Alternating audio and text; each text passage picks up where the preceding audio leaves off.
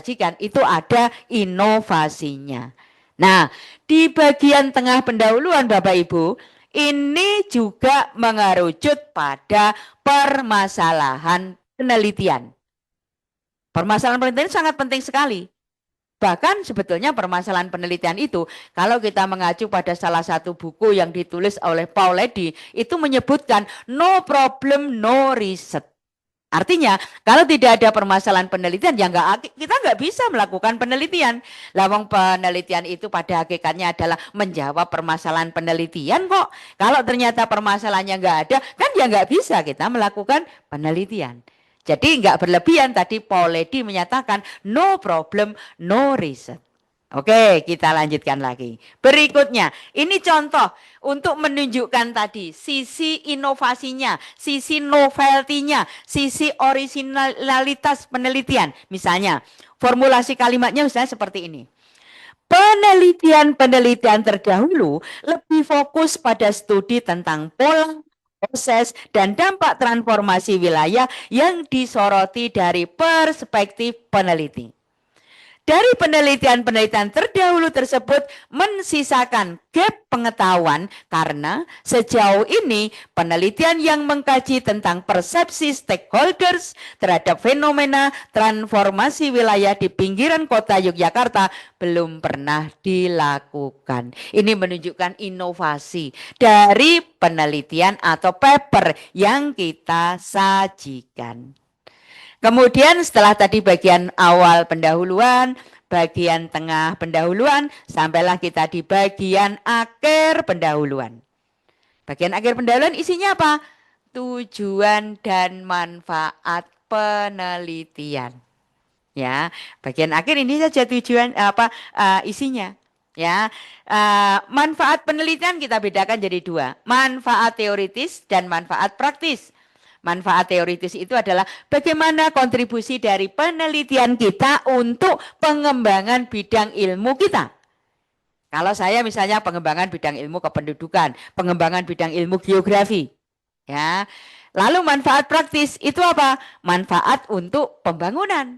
Tentu saja hasil penelitian kita itu tidak secara langsung kemudian punya manfaat untuk pembangunan. Tetapi hasil penelitian kita ini akan bermanfaat bagi para policy maker, para pengambil kebijakan, sehingga ketika para pengambil kebijakan merumuskan satu kebijakan pembangunan karena dasarnya adalah kajian ilmiah, dasarnya tidak hanya wacana, maka itu akan tepat. Ya, ini adalah bagian akhir pendahuluan. Nah, ini saya contohkan, nanti bisa Bapak Ibu cermati satu persatu. Baik, kemudian kita lanjutkan metode penelitian. Nah, di dalam metode penelitian kita bisa menggunakan subheading. Misalnya subheading itu isinya misalnya ya, metode pengumpulan data. Kemudian metode pengambilan sampel, kalau kita pakai sampel. Lalu metode untuk menguji akurasi data. Kemudian metode pengolahan dan analisis data. Itu bisa kita pakai subheading seperti itu. Nah, kemudian jika kita menggunakan uji statistik misalnya, ya, statistik itu kan bisa statistik deskriptif, tapi bisa juga statistik inferensial. Itu perlu juga dikemukakan secara gamblang di bagian metode penelitian.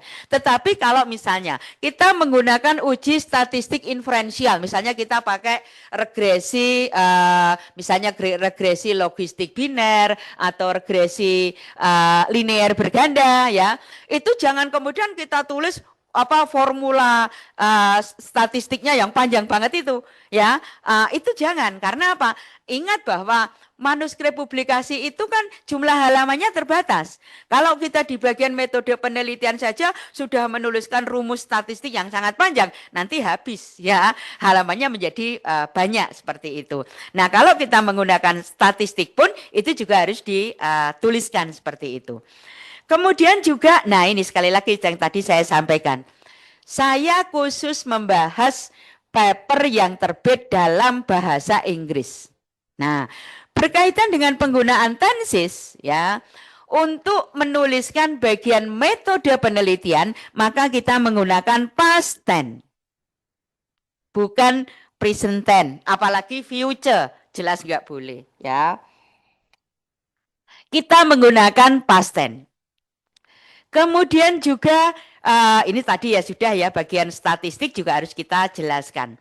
Nah, ini contoh dari penulisan bagian metode penelitian. Nanti Bapak Ibu bisa mencermatinya satu persatu, dan kalau ada yang kurang jelas nanti bisa menghubungi saya ya untuk bisa diskusi lebih lanjut. Berikutnya akan saya lanjutkan ke bagian berikutnya. Kalau tadi kita sudah sampai pada metode, berikutnya adalah bagian hasil. Nah, dalam hal ini kita juga bisa menggunakan subheading. Contoh, misalnya saya menyajikan paper ini yang sebetulnya paper ini berasal dari penelitian, yang penelitian itu memiliki 3 tujuan. 3 tujuan itu apa? 1, untuk mengetahui pola transformasi wilayah di daerah pinggiran kota Yogyakarta. Tujuan 2, untuk mengetahui proses transformasi wilayah di pinggiran kota Yogyakarta. Yang ketiga, untuk mengetahui faktor-faktor yang memengaruhi proses transformasi wilayah di pinggiran kota Yogyakarta. Maka di bagian hasil saya buat subheading. Subheading pertama adalah pola transformasi wilayah di pinggiran kota Yogyakarta. Subheading yang kedua, proses transformasi wilayah di pinggiran kota Yogyakarta. Subheading yang ketiga, faktor-faktor yang memengaruhi proses transformasi wilayah di pinggiran kota Yogyakarta. Jadi subheading itu harus mengacu pada tujuan penelitian. Kalau kita punya 3 tujuan penelitian, berarti ya ada 3 subheading. Kalau kita punya 2 tujuan penelitian, berarti juga ada 2 subheading. Kalau kita hanya punya 1 tujuan penelitian, nggak usah pakai subheading. Ya kan? Karena ini subheading itu boleh ada, boleh tidak. Ya, tergantung dari berapa jumlah tujuan penelitian kita. Nah, kemudian juga ini mengacu pada tadi ciri-ciri paper yang baik apa? Yaitu tadi kan bagaimana menulis paper yang baik, yaitu menulis narasi ilmiah yang baik. Maka menulis narasi ilmiah yang baik itu semua temuan penelitian yang kita sajikan di bagian hasil itu juga harus sesuai dengan urutan yang logis sehingga mampu menghasilkan narasi ilmiah yang baik. Kemudian kita juga harus mengemukakan fakta-fakta dari hasil penelitian. Fakta-fakta itu apa? Data. Ya, data itu harus kita sajikan di bagian hasil penelitian. Kemudian di bagian hasil jangan sampai ada duplikat data. Duplikat data itu apa? Contohnya begini. Saya ingin menyajikan tentang misalnya tingkat pendidikan responden. Kita buat tabel ya, tingkat pendidikan responden tadi kita buat tabel yang atributnya misalnya tingkat pendidikan rendah itu ada misalnya ada 20%, tingkat pendidikan menengah atau tingkat pendidikan sedang ada 50%, kemudian tingkat pendidikan tinggi ada 30%. Itu kita formulasikan dalam bentuk tabel. Ya. Nah, kita itu ingin sajian di dalam artikel kita itu menarik. Jadi nggak cuma tabel.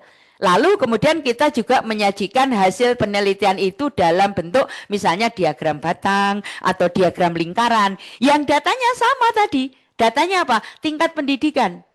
Yang atributnya kita bedakan menjadi 3 variabel pendidikan itu, yaitu pendidikan rendah, pendidikan sedang, pendidikan tinggi. Yang satu disajikan dalam wujud tabel, yang satu disajikan dalam wujud diagram batang atau diagram lingkaran ya. Nah itu nggak boleh. Karena apa? Itu terjadi duplikat data. Datanya sama. Informasinya sama, yaitu tingkat pendidikan, tapi kita sajikan dalam 2 representasi yang berbeda. Enggak boleh, karena itu termasuk kategori duplikat data. Sehingga kalau kita itu menginginkan, saya itu ingin data itu sajiannya ada tabel, ada diagram, ada peta, boleh. Tapi datanya harus berbeda, misalnya. Data untuk tingkat pendidikan kita sajikan dalam wujud tabel. Data untuk jenis pekerjaan kita sajikan dalam bentuk diagram. Data untuk kepadatan penduduk misalnya kita sajikan dalam peta. datanya harus berbeda. Kalau kita menghendaki representasi yang berbeda, agar tidak terjadi duplikat data. Nah, kemudian juga ini tadi, gambar dan tabel harus bersifat independen. Independen itu apa? Bebas. Artinya apa? Datanya nggak boleh sama. Tadi, kalau data tingkat pendidikan kalau kita sajikan dalam wujud tabel dan yang dalam wujud diagram, itu berarti datanya dia tidak independen. Ya, karena datanya sama, berkaitan, nggak boleh. Ya. Kemudian, kadang kita kalau membuat tabel itu ada singkatannya. Nah, kalau di tabel itu ada singkatannya, jangan lupa di bawah tabel harus diberi keterangan apa kepanjangan dari singkatan itu, ya. Karena singkatan itu yang tahu kan kita. Kita menyajikan artikel ini kan bukan untuk kita, tapi untuk pembaca. Pembaca itu adalah orang lain, ya. Jadi harus kita jelaskan kalau ada singkatannya. Kemudian hindari duplikasi dengan teks. Maksudnya apa? Maksudnya begini, misalnya kita menyajikan tabel tadi misalnya. Tabel tingkat pendidikan responden. Atributnya ada 3.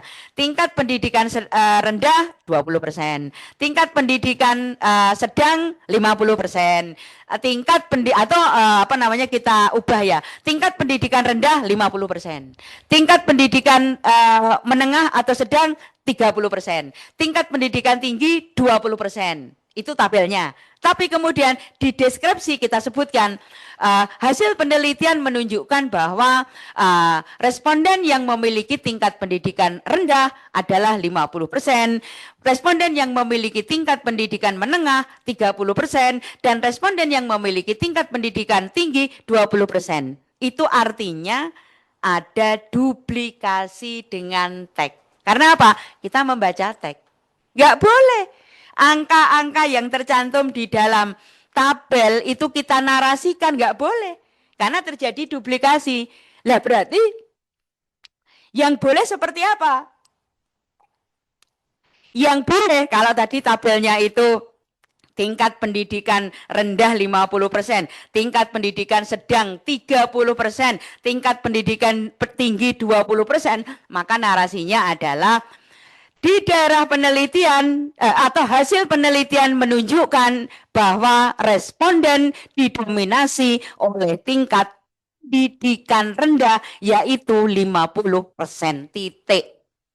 Ya, jadi jangan semua angka yang ada di tabel kita sebutkan satu persatu, nggak boleh. Kita fokus pada angka-angka spesifik tadi. Angka 20%, 30%, 50%. Lah kok 50%-nya di bagian atribut tingkat pendidikan rendah? Lah berarti kita bisa mensintesakan bahwa temuan penelitian kita menunjukkan bahwa responden didominasi oleh tingkat pendidikan rendah. Nanti berikutnya ada lanjutannya, nggak cuma temuan penelitian menunjukkan bahwa responden didominasi oleh tingkat pendidikan rendah. Implikasinya bagaimana? Ternyata topik penelitian kita adalah tentang kemiskinan. Oh nyambung, ya kan? Tingkat kemiskinan yang tinggi itu biasanya berkorelasi positif dengan tingkat pendidikan yang rendah. Ya, tapi sekali lagi ini juga dalam berlaku untuk menulis skripsi loh ya adik-adik mahasiswa. Jangan sampai Anda membuat tabel angkanya itu Anda deskripsikan semua, nggak boleh. Ya, yang Anda tulis di deskripsi angka-angka spesifik yang mendukung temuan kunci Anda. Temuan kunci diperoleh dari tujuan penelitian. Oke, baik. Kita lanjutkan lagi. Berikutnya, ini kalau kita menuliskan bagian hasil pendahuluan, maka tensisnya harus pakai past tense. Ya, tetapi ada tetapinya. Kalau kita itu mengacu pada tabel dan gambar, pada peta misalnya, pada diagram, pada foto, ya, maka tidak boleh menggunakan past tense, tapi harus menggunakan present tense. Ya. Nah, jika kita menggunakan uji statistik, maka ini juga harus kita tampilkan di hasil penelitian. Tapi sekali lagi, misalnya Anda menggunakan program Stata atau SPSS ya, jangan seluruh output dari SPSS itu kemudian Anda tampilkan di